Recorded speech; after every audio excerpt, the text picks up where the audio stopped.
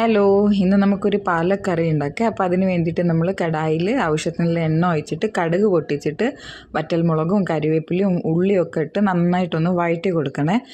ഉള്ളി ഒന്ന് വഴന്നു വന്നതിന് ശേഷം നമുക്ക് പാലക് ചീര ഇട്ട് കൊടുക്കുക. എന്നിട്ട് അതും കൂടി നന്നായിട്ടൊന്ന് മിക്സ് ചെയ്ത് കൊടുക്കണേ.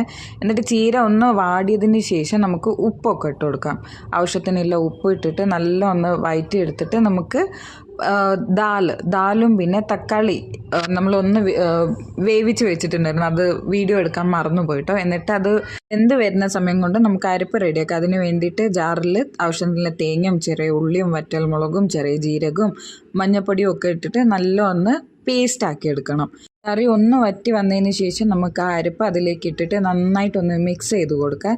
എന്നിട്ട് അതൊന്ന് തിളയ്ക്കുന്നവരെ നമുക്ക് അങ്ങനെ വെക്കാം. എന്നിട്ട് തിളച്ച് കഴിഞ്ഞിട്ട് നമ്മളെ കറി ഇവിടെ റെഡി ആയിട്ടുണ്ട്. സിമ്പിളാണ്, എല്ലാവരും ഒന്ന് ട്രൈ ചെയ്ത് നോക്കണേ. താങ്ക്